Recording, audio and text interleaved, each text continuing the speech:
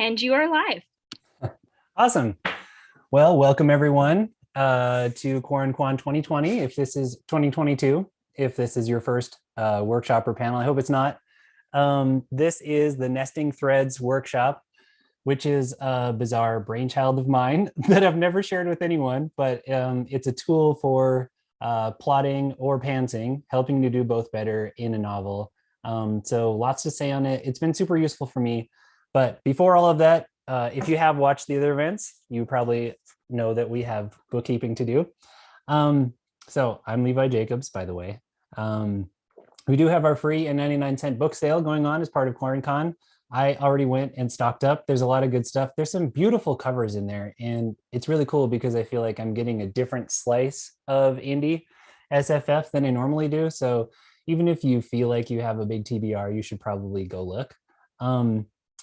This workshop is going to be interactive using the YouTube comments. We have a weird hack where I'm going to be looking at your comments on my phone because I'm going to be sharing my screen too. But because of that, we ask you to please adhere to the QuaranCon Code of Conduct, which you can find at QuaranCon2022.com/code of conduct. And by the way, the book sale is at that same URL/book sale. And there are lots of other cool things happening over the next 3 days. It's crazy how long this con is and how much cool stuff is happening. I was watching a lot of it yesterday, and yeah, this is amazing. So I think this is the last event for Friday. So thank you for being here. Tomorrow starts with Marketing for Indie Authors with Ryan Cahill. And I will, a few hours after that, have a panel on prologues, which should be very cool. We're going to talk a little about prologues in this tool here. And you can find that full schedule at QuaranCon2022.com/2022 schedule. Go to the old year's schedules. So before we get into it, about me quickly, I am a SPIFBO 5 finalist. I tend to write epic fantasy. I am currently working on a series that's like epic but YA called the Tie-Collar Chronicles, and previously have written an Empire of Resonance saga, which is straight up epic fantasy. That's what was in SPIFBO, and that's available from Aethon Books. And my Tie-Collar is just on Amazon under my name. And I guess I'll also tell you that I am a father and bicyclist and a fruit seller by trade. I make my money selling fruit. So yeah, I'll leave it at that. This is the Nesting Threads workshop. I am going to jump into a screen share, but please, if you have anything to say, I can see the comments in the YouTube chat. So yeah, there'll be lots of opportunities to interact in the course of the workshop. So here we go with the screen share of the screen, which is super meta, but here we go. And the Nesting Threads workshop. So first thing I want to say after I move all my fidgety bits around, the objectives for this workshop, I'm going to try to keep it short. Virginia was like, really, if you go over an hour, people are not going to watch. So I'm going to try to blast a bunch of information at you. And once we get the concept for this strange brainchild of mine down, then we'll have a chance to practice it using a book of yours, or we're going to talk a lot about The Witcher season 1, episode 1, so we could play with the plot pieces that they have there. But basically, we're going to get some theory, get a little bit of like structured practice, and then get some like free play time to see how the tool actually works. So I want to show you the tool, how it works for plotters like me. It's an easy way to get a detailed outline fast. I feel like sometimes we have so many ideas and we don't know where to start. Pantsers usually know where to start, but sometimes they don't know where to go, right? So in the middle, this is a good tool to help you figure out what's going on, maybe what went wrong, and especially where you might want to go. Or if you're somebody who knows the ending but not the beginning, can help you with that too. So either way, it should help make a satisfying conclusion and help that middle to feel well-paced, because we all have issues with the middle. Yeah, and like I said, if you know your ending, you can figure out a beginning. So I'm first going to explain the idea, then we'll try it out with The Witcher season 1, episode 1. So mild spoiler warnings. I'm not actually, I think, even going to talk about the ending of that episode, but if you haven't watched it, I feel like statute of limitations is up. So that's on you. If you keep watching, there might be some spoilers. Season 2 is already out, so come on, people. Then we'll try it out, like I said. And if by some miracle there's time left, we'll have time for question and answers or more playing around with the tool. We can just work from the YouTube comments and see how it works for any book of yours if we have time. So let's jump into it. What are these nested threads of which you speak, and why nest them thus? Mainly because we all have issues. The planner's issues is that we have so many ideas to fit in, obviously, often, and we end up feeling like we need to have prologues. Maybe we've done too much world building. We don't know how to organize all this stuff into especially a satisfying ending and a middle that doesn't drag on. And it's just like, how do I put this all together into an outline that it can then work from? Because if I don't have a plan, I don't know what to do. At least that is my experience as a planner, which is why I came up with this.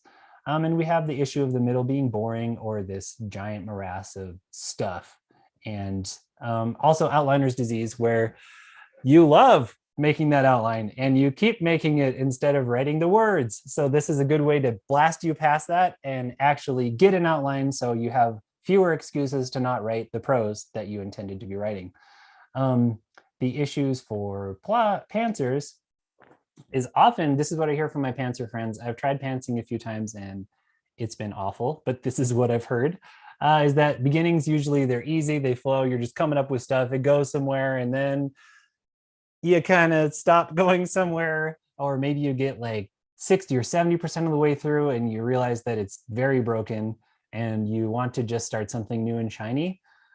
This should be very helpful for helping you figure out where you lost the sparkle, and especially helping you where to go.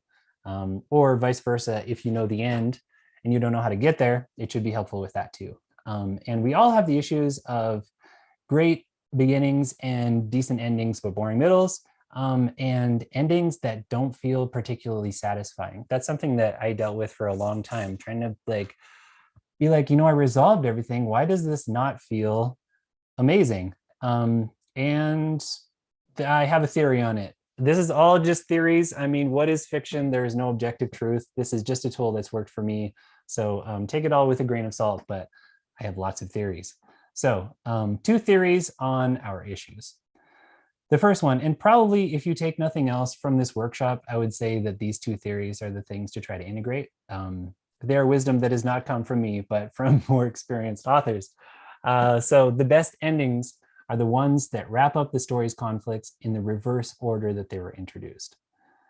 In the reverse order. So if our heroine starts out wanting revenge, the book needs to end with her getting it, or deciding she doesn't need it, or dying trying, or doing whatever. If she gets her revenge in the middle, or 75% of the way through, it's sort of like we were promised a book about getting revenge, and then what are we going to do for this last quarter? And that, for me at least, has been a recipe for endings that feel off. So let's see if I have another helpful thing here. Yes, okay. So, well, just before I talk about that, if there were 2 threads, say that she wants revenge and she also needs to learn this magic system, because the magic system comes later, it's sort of nested inside this idea of I'm getting revenge, and so I have to get good at the magic. And so we see her get good at the magic, and then it pays off in getting her revenge. But if she needs to get revenge, starts learning a magic system, gets revenge, and then she graduates from the Magical Academy, it's kind of like, wait, what? Like, what was this all for? Was this actually a book about graduating from the academy and she just happened to get revenge? So that's kind of the idea of the thing that you start with is probably going to be the most important. And therefore, the endings feel the most powerful and satisfying when the first thing was that was open is the last thing resolved. And on down the line, if it's learning magic after that, then that's going to be the second to last thing resolved. And if it's like healing relationship with her brother or whatever, that's going to be third thing introduced and resolved before Magical Academy and before revenge. It sounds very kind of like technical and dry that way, but it's just a thing that I've noticed. I am a big student of Brandon Sanderson, and he is famous for these like big, epic, and satisfying conclusions. And if you pay attention in reverse outline the books that he writes, he tends to do this. partner in crime in writing excuses, which is where I learned a lot of the things that I know about writing, or at least the theories that I then tried to apply. Mary Robinette Cole calls this nesting threads after coding script, which is this idea that in coding, you open something and then later on you have to close it. And typically, if you open something inside of the thing that you opened before, you have to close that before you can close this one. So this is a thread that's nested inside this larger thread. And yeah, like I said, the idea is that the first conflict we meet should be the most important and therefore be the most satisfying to resolve. And hopefully the other conflicts play into it somehow. There are tons of ways to plot, so it doesn't have to happen that way. But this is the general idea, is that this is how you make a satisfying ending. And there are ramifications to it that we'll talk about on the next panel. But there is theory number one. The best endings are ones that wrap up the story's conflicts in the reverse order they were introduced. Interesting. Yeah. So Abby said she's heard of this called the story question, and that being the answer at the end. I can totally see that too. And so this is kind of like saying, what's our big question? What's our next biggest question? Next biggest, until somewhere in the middle, you ask a question and answer it right away. And then you start answering back in the other way. And that at least is a formula for like a satisfying ending. It's just something to try out. So if our revenge wanting heroine has a fight with her mom in chapter 2, then probably she needs to patch things up with her mom right before the end when she gets revenge. Apparently not on her mom. So that's kind of how I think about that one. Beware of prologues here. Prologues are often not beginning the main conflict. This is my shameless plug for the prologue panel, which is coming tomorrow, that I'm moderating. Prologues are a fully different beast. And when you're looking at something that you've written, or maybe you're trying to reverse engineer a book that you really love, if there's a prologue, a lot of times that's not opening that first conflict or that story question. It's doing something else, like building the world or establishing character or establishing backstory. And there are lots of things that it can do poorly, but that is a topic for the other panel. So in our example of The Witcher, season 1, episode 1, it opens with him battling this crazy spider monster thing in a swamp. And there's nobody else there. It's just him and the monster. And it really doesn't have anything to do with the rest of the episode, aside from the fact that he walks in like dragging a monster corpse on his horse. And everybody's like, you're a witcher, we hate witchers. And somebody offers to buy it, and that's a ruse, etc. We'll get into that. But I think what that prologue is doing is, one, establishing what does a witcher do? What does Geralt do? Why is he cool? It's also setting the tone for the thing of being grim and gritty, and things not always working out well and being violent. And yeah, kind of showing you the world that we exist in, where monsters are real, and there are guys who drink liquid that make their eyes black and they get very powerful and kill those monsters. So it's like, are you along for this ride? Because this is what The Witcher is, but it is not starting the conflicts that the episode is actually about. So beware prologues.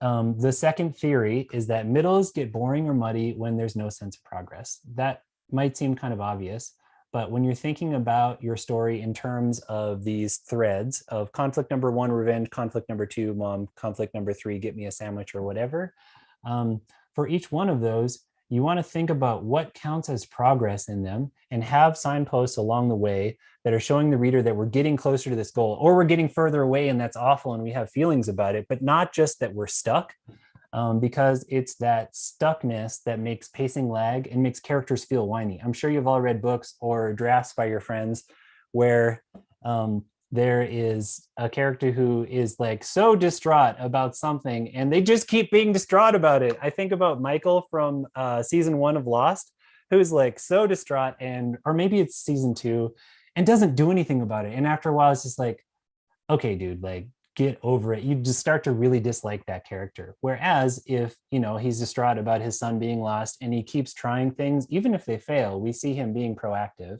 And we feel like, okay, we're making progress, or maybe like they fail in awful ways and he gets further from getting to son. He like hurts himself or gets lost or whatever, but we still feel like something's happening on this conflict thread instead of him sitting on the beach and telling everybody how much he misses his son. It's like, get over it. So that's what happens with characters when they don't have a sense of progress. And the same thing with like more plotty conflicts. Like if we're trying to get revenge, if she just sits around and talks about how she wants revenge, whiny. But if she like is learning that magic because she's going to need it to defeat the person she needs revenge on, and if she is stalking them and figuring out where they are at different times so she can attack them, if she's like figuring out what food to poison, all of that stuff feels like progress. Or if she tries and fails and the like mission to get revenge gets more difficult, that's progress, and we feel like something's happening and we're invested and we like that character because they're doing something. So it's something to think about, is that we need to signpost progress. And we have to figure out what progress means for each conflict to make sure to signpost it, because it's going to be different. So I guess I already talked about this, but what would that look like for revenge? I listed some things. What would it look like for the mom fight? Maybe it's like a phone call that doesn't get returned. Maybe it's like a letter that doesn't get sent, or like complaining about it to a friend or something. Maybe the mom reaches out and daughter happens to not be ready, but things are happening and people are trying or people are resisting or whatever, but they're not staying stuck, because that's where you get that boring, muddled morass of a middle, instead of something that's drawing us through to the ending, which is going to be awesome, right? Because we have a way to make it awesome. In a travel log, I was going to elicit comments on what progress feels like for this, but we have a lag between what I'm saying, and this will now appear 20 seconds later to you, like the sun's light takes 8 minutes to reach us. So I think it'd be kind of boring for me to wait for your comments to actually come in on that. So I'm just going to supply my own answers. Sorry, kind of lame, but you can imagine what progress for a travelogue would be like. It's like the Fellowship of the Rings. We have a map and we know we're getting closer because we're going to these places, and adventure. And even those adventures don't really connect to anything, which I would argue is mostly true of the Fellowship, we still feel a sense of progress because we're getting closer to the place we wanted to go. And, you know, like we're getting chased by evil things. So that feels like a continuing conflict. For apprenticeship, again, you can probably imagine what this would be like, but it's slowly learning whatever you're learning and probably slowly developing a deeper connection with your teacher or the character's teacher, and finding out why they're doing what they're doing, and finding out why you're wanting to be an apprentice because you didn't actually know. And all of those things feel like progress and count as progress. But if you're just like trying to learn how to summon a level 1 spell or whatever for the entire book, people are going to get very bored of you being an apprentice, and that part of the book is not going to be interesting. In a rebellion, you know, maybe like you got the team together, you start making attacks or whatever. So I don't have like a neat theory, or at least not one that I want to talk about, for like categorizing what kind of conflict is what, and what kind of thing would count as progress for each of them. I feel like it's better to just look at it and figure that out for yourself. But speaking of Mary Robinette Kowal, if you go to Writing Excuses and look at her episodes, they just did a seminar actually last year on the mice quotient, or I think she's calling it the mace quotient now. And it sort of divides like what kinds of conflicts are there, and like what are the obstacles in them, and what I think they talk about what counts as progress. So that might be interesting if you want a little more guidance there, or just like something to think with. Just look up Writing Excuses. Okay, so that was the last there. And now to weaponize our theories. So taking those two theories, how do we use them as a tool to help us outline better for planners and to help us figure out where things went wrong if we're pantsers? So we often know the beginning of our story or the end. With the nesting thread story, you can reverse engineer either one of those. So if we know that she starts off wanting revenge and then she fights with her mom, using that theory, we know that she needs to wrap things up with her mom before she gets revenge. Otherwise, the ending will feel just a little bit off. I mean, a lot of these things might happen within a chapter or within a couple chapters. And if they happen really close together, I don't know that you need to be so specific about it, but it's something to play with in revision and have beta readers read it and be like, yep, this worked better for me or not. But if they're going to be further apart, if it's going to be chapter of this and then chapter of this, or several chapters in between them, you probably do want to really honor the order in which those conflicts began. So if you know the beginning of the story, you know the reverse order that your conflicts need to wrap up in. So that sort of gives you the end of your outline, or vice versa. I feel like there are a lot of people who know where they want to get to. They have this idea for an epic ending and they don't really know how to start or the middle. So this, if you have that epic ending and you think about how you want it to go, then you just flip that and you know at least the order in which you want to introduce those conflicts. How you actually do it is up to you, but this is how you set up the whole book to feel satisfying when we get to that ending. So it's kind of interesting that way. And of course, for plotters, you probably started with the beginning just making it up. And now you can take that and reverse it and know how to make up the ending. So yeah, so talking about our revenge wanting mom fighting magic learning heroine, we would need to wrap this up. Learns the magic, resolves fight with mom, gets revenge. Once you've done that, you can then figure out what counts as progress for each thread and make sure it's happening in the middle, which means that you really need to signpost along each thread. So along the revenge thread, figure out like what counts as progress, what's going to happen in terms of this conflict throughout the book, and make sure that you cue that to the reader so they know that things are happening and that this conflict is still engaging to them, because things are moving forward and we don't have whiny characters and we don't have like a stuck conflict. So like we listed for revenge wanting, we've listed all of these things, or at least ideas for what could count as progress for them. So this tool is asking you to figure out that conflict and then list out the things that you want to happen in it that will feel like progress, and then how it ends. And then the next one will be there. It starts later, it ends earlier. And again, what are the progress in them? And on and on and on, depending on how complicated a story you're writing, probably how long it is what's going to determine that. So you want to lay them out next to each other graphically. You can do it by hand. I'm going to show you some examples in a minute, or using Notepad, which is what we're going to try to do if we have time later. It's only 7:22, so I think we're doing okay. Then looking across those threads, you can kind of get a sense of what should be happening at each moment in the story, because these are the beats that need to happen at this time for each thing to feel like there's progress and for the overall story to progress. And it's loose. It's not like you have to go straight across and this is what's happening. But basically, once you go across those threads like that, then you get the idea for what should happen in each scene or chapter or section of your outline. So that probably makes no sense. So let's look at a picture. This is the first time that I used this tool to good effect for a novel of mine. And I think you can see my mouse. I don't know because there's a YouTube delay, but this was the main thread. I forget what it actually is in this book. I think, oh yeah, she needed to find like this book that was super important. So going down here are all the points of progress along that route. Sorry, I'm looking at the delayed YouTube to make sure you can see my mouse, and you can, good. This is the conflict that opened up a second later. I think she met someone who promised to give her that book, and it turns out that that person betrayed her, and then she's trying to get revenge on this person. Speaking of revenge, and these are their meetings in which she tries to get revenge and get the upper hand on this person. And as a result of that betrayal, she gets put into a prison. And so these are her beats of trying to figure out how she gets out of the prison. She meets someone, or this is the escape route. She meets someone who starts out as an enemy, but becomes an ally, or maybe even a lover in the course of them both trying to escape this prison. And like we said, because this one, trying to get that information opened up first, to have the most satisfying ending, I want that to be the last one to wrap up. And then in reverse order, her meeting this person and getting revenge on the person who betrayed her should wrap up right before it, and escaping the place where she's in prison should wrap up before that, and becoming allies or lovers with the person who started off as her enemy will wrap up before that.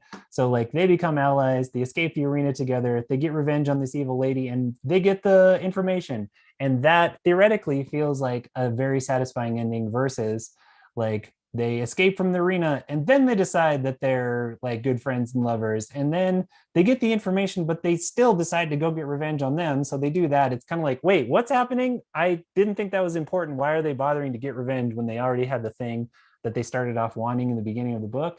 So maybe that gives you some sense of how an out of order conclusion might not feel as satisfying as one that wraps up in the reverse order that it was started. But anyway, this is what it looks like for me when I just write it out. And then you get conspiracy theorist on it, and you start to divide those different events into, for me, these were scenes. They were several chapters each for this book. But I'm like, okay, in this section of the book, I want these things to happen. So first she needs information. Then she meets the person who promises it, gets some information, even though it turns out to not be true. Yep. And then in the next one, I forget what this thread is, sorry. And then in the next one, she gets betrayed.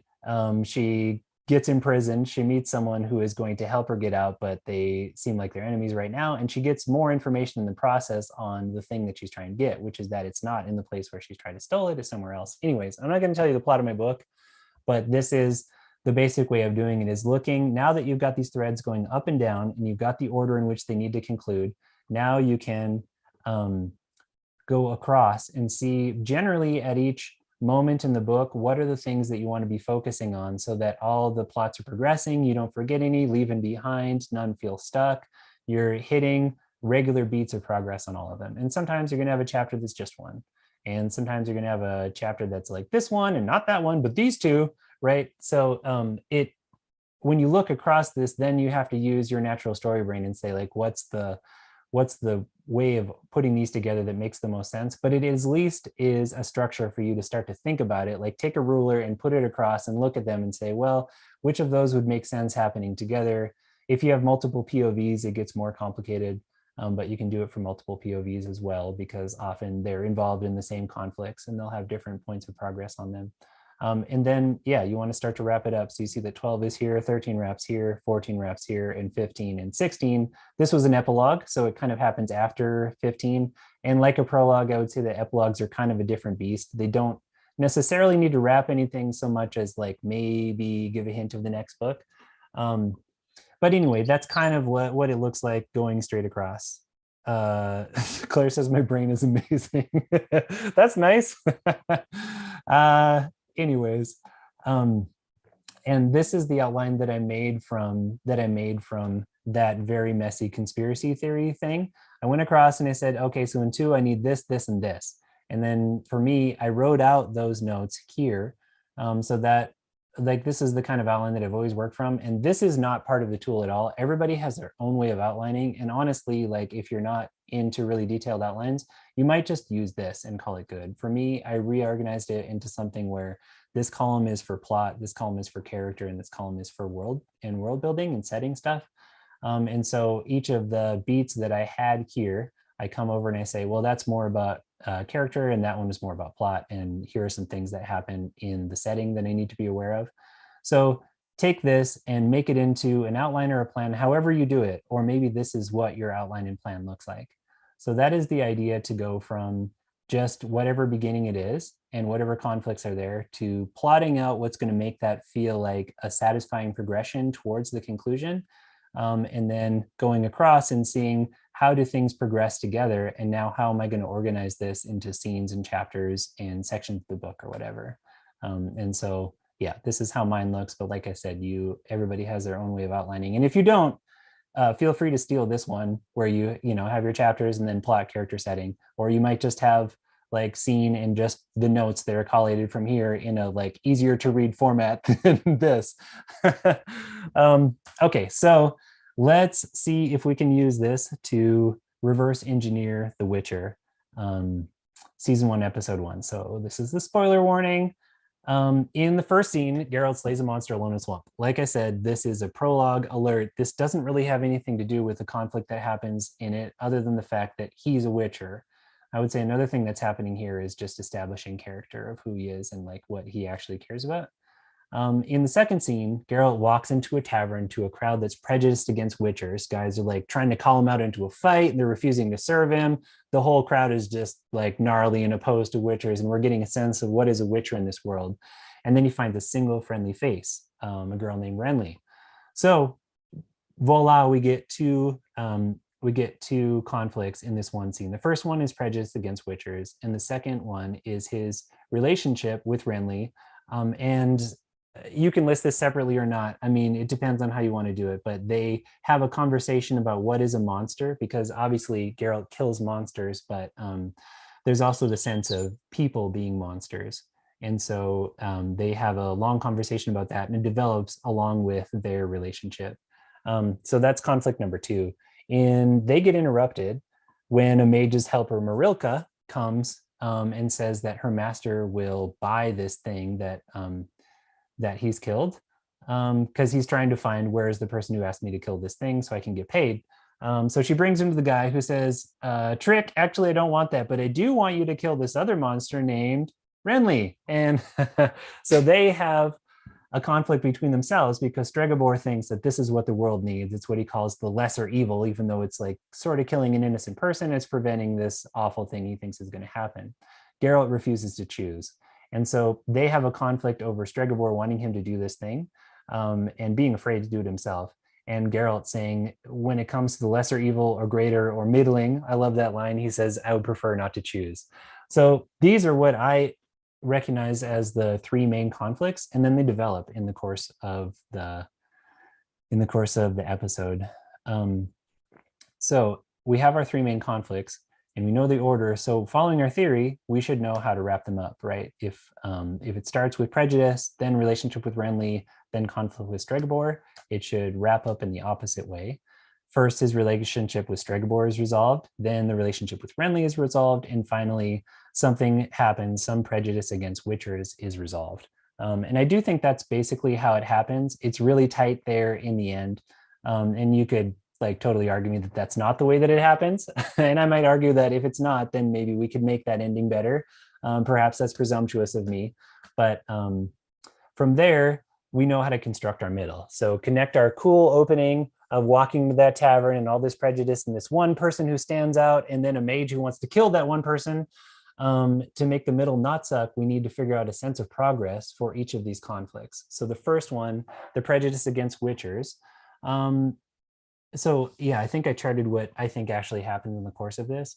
It gets better because Marilka is interested in him. She wants to learn to be a Witcher. She wants to escape Lavikin.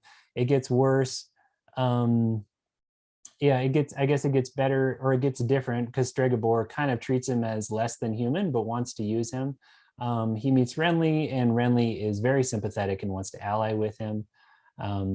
So the prejudice kind of goes all over. Really what we get in this conflict is in the middle, we're just getting a sense of all the differing opinions on a Witcher and getting a sense that generally it's not good. And then it comes back to matter a lot in the end.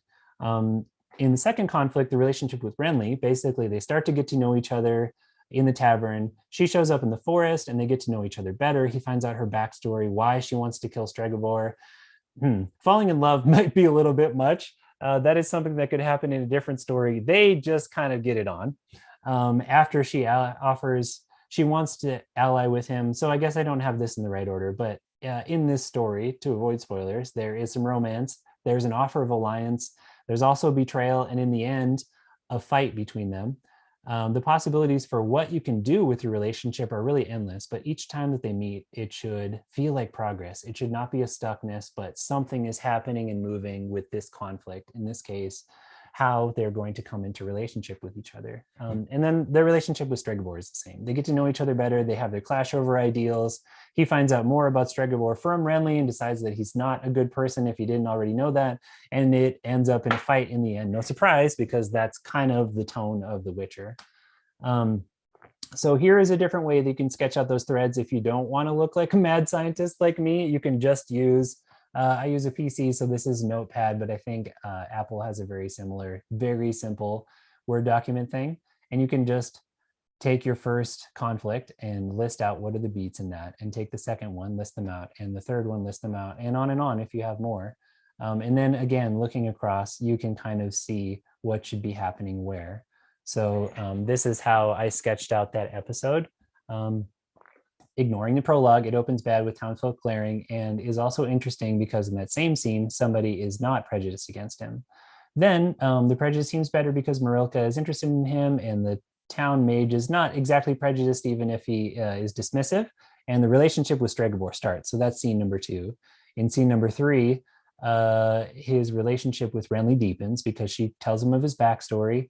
And she turns out to be very curious about Witchers and thinks that they have a common suffering in being seen as monsters. And he learns from her more about Stregobor, which affects his relationship with Stregobor, even though Stregobor isn't there. So this is the thing, is that in terms of multiple POVs, or just in terms of setting and conflict, you don't always have to be with the person or the central thing of that conflict in order for it to progress or to feel like there's progression. You can get more information when you're away from them. And then 4, 5, 6, 7. I won't go through them all, but this is how I charted out that episode, ending with in the reverse order. So he clashes with Stregobor over protecting Renly's body. Spoilers, And instead of that getting resolved, because he says he's going to kill Stregobor if he touches her body, and he says something intense like, if you touch a hair on her body, your head will be lying next to hers. It's actually kind of a cheesy line for a well-written show, but it does what it needs to. And instead of that clash happening, Stregobor riles up the prejudice against witchers and says, you butchered bodies in the streets of Blaviken, and now you want to tell me what to do? And people start to stone him, and they start to run him out of town. And it ends with him being run out of town. But before that happens, we see him crouch down at her body, even as the stones are falling. And he takes this brooch, which he says was her mother's brooch, and which he used to kill the first person who was sent to kill her and instead do terrible things and abandon her. She used it to take revenge on him. And so it's a really symbolic piece for Renly and who she was.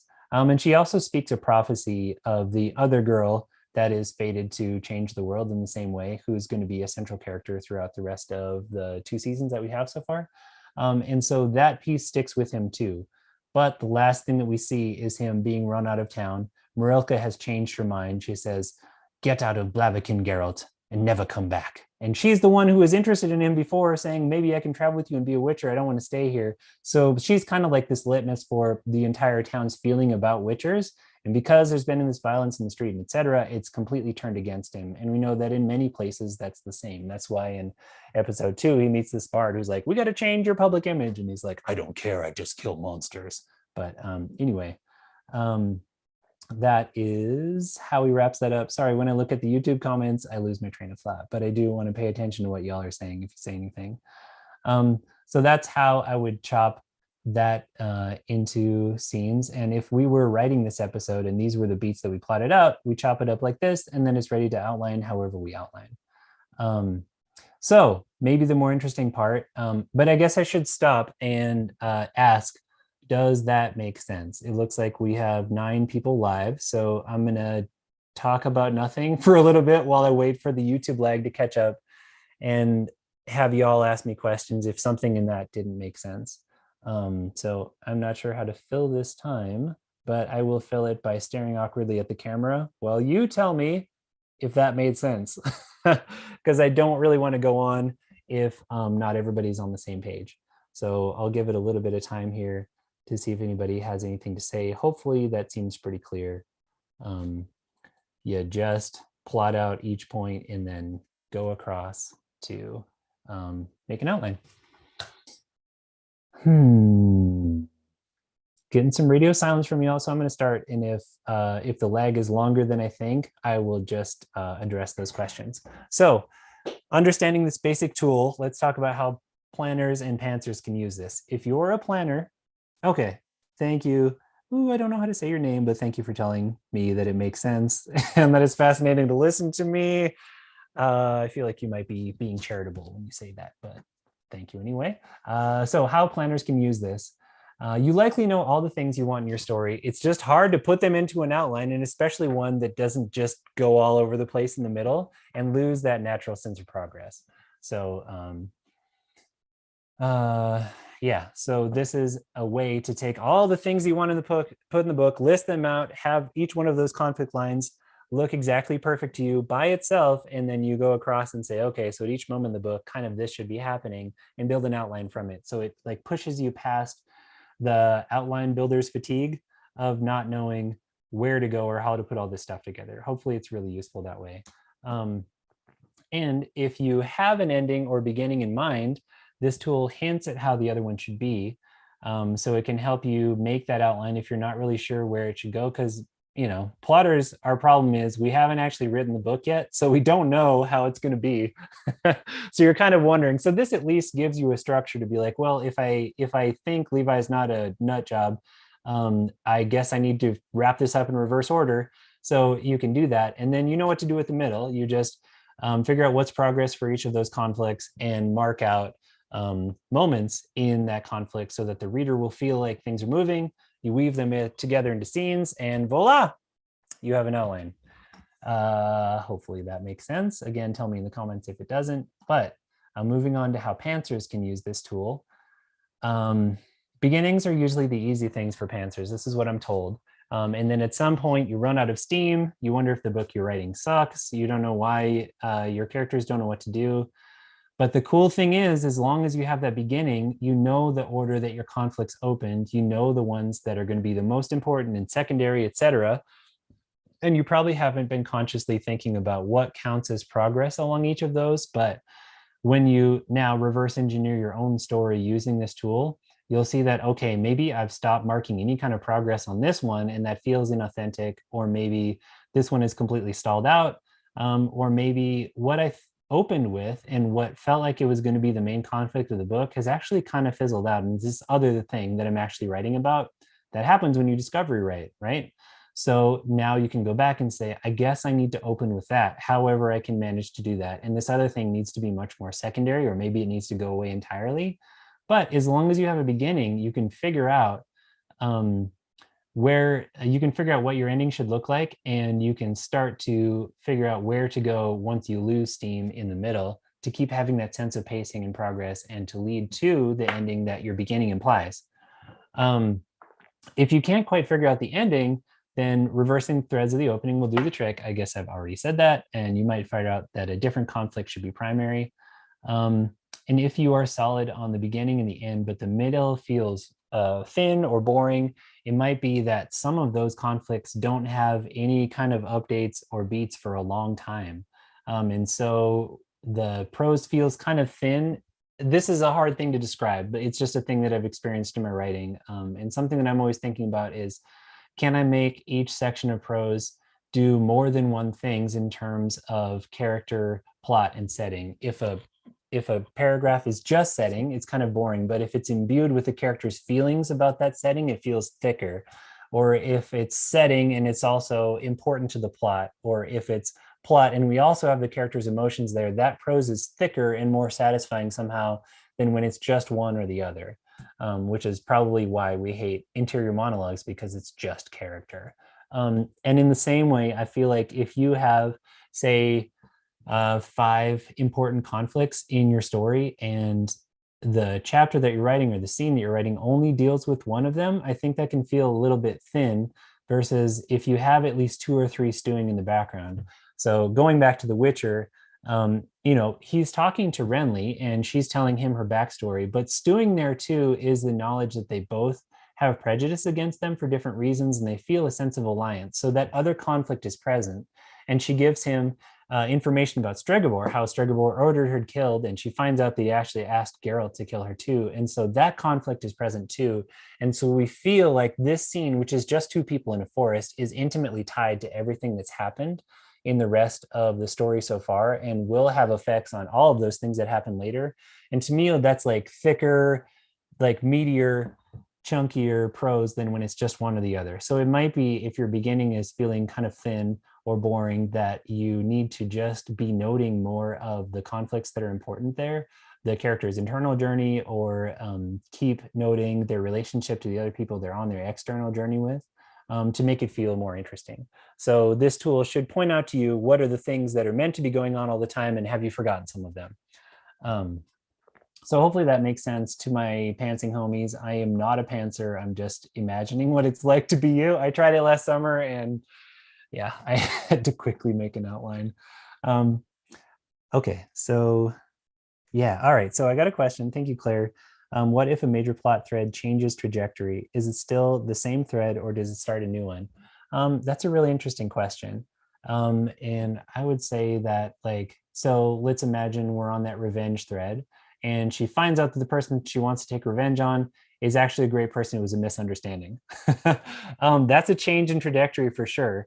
And I think if that's what happens, then that shouldn't be your main conflict, because it happens in the middle of the book and we still have more book to go, but that has concluded. So you might want to change the order in which you open them. But if it changes in a different way, of like, this person that I was taking revenge on is actually just a tool, and it's these other people who use them to do the thing that I want revenge about. So I'm not targeting them, or I'm not only targeting this tool, I'm actually targeting these people. Then to me, that's still the same thread. It's just like deepening and broadening, which hopefully your main conflicts do, and they're getting more intense. So I would say chart it the same way. But I think it'd be really cool if you had an outline like this one somewhere back here, and like it gets to here and then suddenly it splits in two. That seems totally reasonable to me. You should just try it out and see what happens. But I'm not sure that that's happened to me. Starts with revenge, then revenge causes a bigger problem. Yeah, I feel like if that revenge resolves in the middle, then probably you should at least be cueing that there might be the possibility of a bigger problem before before revenge resolves, so that we're not totally broadsided by the book, like doing like a 180 in the middle of it. But if the bigger problem of the revenge doesn't mean that the revenge is accomplished, then I think it's just, oh, I have to kill these 8 people instead of this one person, but I'm still determined to do it. And the stakes just raise. So I feel like there are a lot of times when things get more complicated and the stakes just raise. And I think that's awesome. And that doesn't really need to be a separate thread. It's just a complication of it, and probably a tying together of that thread and this other one of, oh, there's these 3 other people that I need to kill. And honestly, like thinking about this, if it's a revenge that wants to happen and you thought it was person A and it turns out to be B, C, and D, probably to be the most satisfying, you need to kill B, C, and D, I guess DCB in that order. Maybe you don't have to be that ideological about it. And then we kill person A at the end because they're the person that we're the most emotionally invested in and we thought was the person the whole time. That might be the case, but I'm not an expert. I would say just try it out and see what it feels like. Because ultimately, you know, you write the book and then you see whether it's working, it makes sense, and you have people give you feedback on it. So I would just do the thing that makes the most sense and then see if it's working or not. So I haven't gotten any more questions, so perhaps we should try it. Let's see. I'm still feeling like this YouTube lag is kind of awkward to get input from you directly, but I have arranged my beautiful desktop in this manner for us to, can I click on this? Yeah, for us to kind of be able to outline something together in this way. So yeah, I think I'm not going to try. This would work a lot better if y'all were in the Zoom call with me. I decided not to do that, so maybe that's my bad, but let's play around a little bit with that Witcher season 1, episode 1. So our first conflict is with prejudice against Witchers. And our next one is relationship with Renly. And our third one is conflict with Stregobor. So assuming that these all start out the same, this is like a bad joke. Geralt walks into a bar and people don't like him. Assuming that starts out the same, and Renly does like him and wants to talk and it gets interrupted. And this one, he's tricked into killing the monster and asked to kill another one, by which he means Renly. So saying that we just started with those and ignoring how the actual episode goes, we already know, using this tool, how we want this to conclude. We want the prejudice to be last, and we want the relationship with Renly to wrap up before that, and the conflict with Stregobor to wrap up earlier than that. So if you just have an idea for the beginning of a story and you don't really know where it's going to go, I feel like Stephen King is a person like this, although I kind of doubt that he uses this tool. I think he's just a savant. But if you have that beginning, you kind of know what is the most important and how it should wrap up. So we know that we want to wrap in the reverse order, but there are so many different ways that this conflict could go. So I am going to play around with this, but also open it up to y'all. So just throw ideas in the YouTube comments of what are some things that could happen, like which way could the conflict with prejudice against Witchers, how could that sway? I mean, it ends up being bad, but I'm just going to throw it out there that it can end up with everyone loves Witchers. So Geralt does, like, maybe he does something really great for the town, whatever that is. And voila, the prejudice is resolved, and maybe that becomes a bigger thing, and he's not so hated, and the training academy for Witchers opens back up, etc. This is another way that this conflict can resolve, and we can think about ways to get from here to there. The relationship with Renly ends with him killing her, which is dramatic and cool, but it could end up with them okay, let's say that it ends up with them allies, which is right after they kill Stregobor together. Or maybe, so they've allied to do that, but maybe they kill Stregobor together, and in doing so, they learn to trust each other. And maybe there are sparks there, and he doesn't end up getting involved with Yennefer at all. So yeah, and the conflict with Stregobor, I guess I've kind of decided, who becomes worshipped as a deity? Okay, yeah, so Geralt's going to become worshipped as a deity, so we're going to go backwards a little bit. So becomes worshipped as deity. Excellent. I feel like we might need a couple of points between here and there. So this is getting to be a long episode, but you know what? Maybe Marilka gets a little bit of hero worship, and Marilka, being the savvy lady that she is, and kind of playing the role that the bard takes later on, starts to spread the word about heroic, deific monster hunter, and maybe she writes some good songs. Yeah, I like that idea. That's cool. So let's see, let's put those down here. Becomes worship deity is the last one. In that case, I don't know if that's still just prejudice. Well, yeah, it's let's say it's relationship, such a blank word, with witchers. It starts off bad, it ends up in worship. That's cool. That can be a single thread. Then he has a relationship with Renly. They learn to trust each other, and then does she start to worship him? Or maybe this is just false romantic love in which she has some idealized version of him, and she realizes that that is not a way to conduct a long-term relationship. A small child distracting me, that's perfectly fine. Let's see. And so if we have this, and if he does something great for the town, if we keep our basic setup, people don't like him, gets offer from Stregobor. Maybe everybody realizes that Stregobor is evil girl killing mage with gross illusion set up in his palace. Then they're all like, you need to kill Stregobor for us. So Geralt tries, but fails because he needs an ally. Then he allies with Renly. So we'll say that that needs to happen about this time.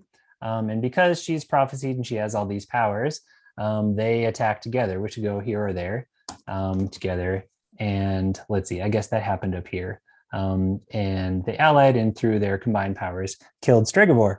Renly decides he's evil and secretly plots to kill him. Well, that's a little bit different than worship, but that can definitely happen. Maybe, okay, so instead of learning to trust each other, they kill Stregobor, and in the process, he drinks that like weird liquid and his eyes become black. I still don't know what that's about. I haven't read the books, but sees evil black eyes and decides he needs to die. And sparks can still be there. You know what? I'm not going to yuck anybody's yum.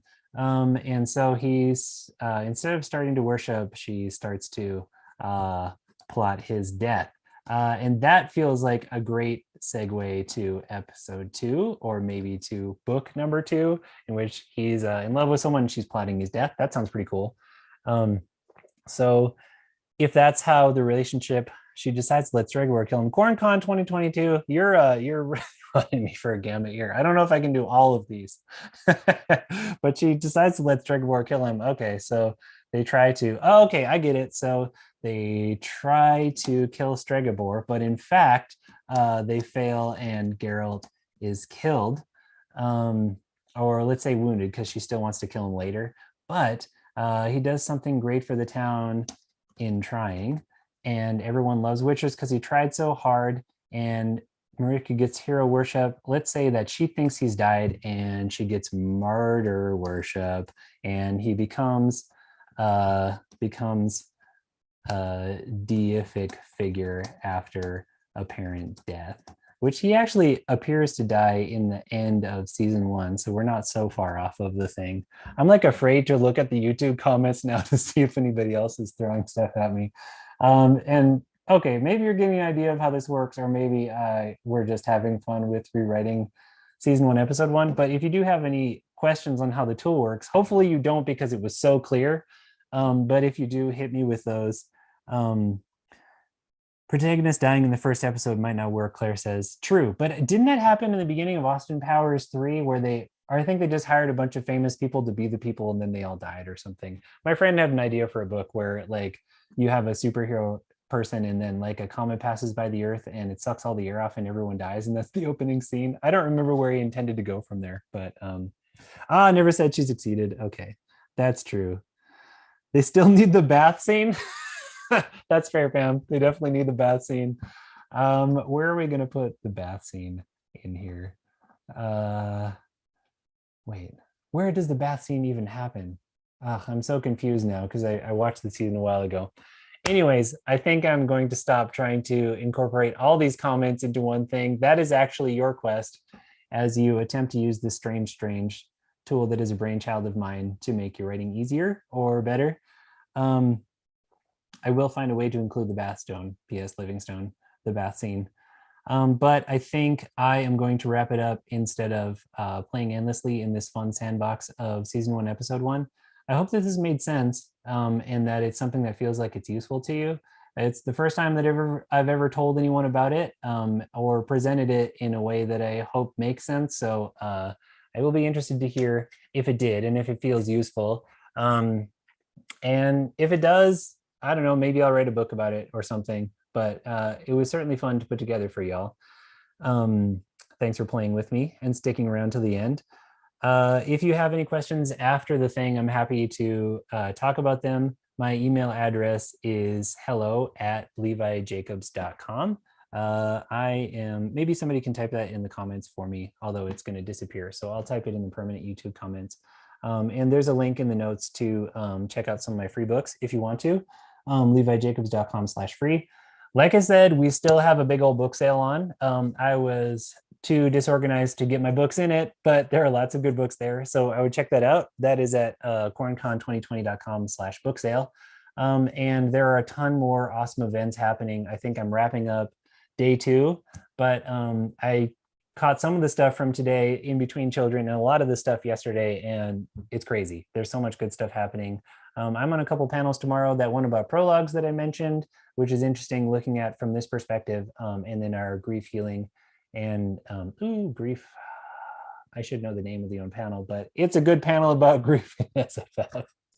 That'll happen at 1:30 Mountain Time in the afternoon. So thanks for hanging out, y'all. Thanks for observing the code of conduct. You all get an A+ in my book, and I hope that this is useful to you. So I'll see you around QuaranCon. Take care, y'all. And now I somehow end the stream, not sure how.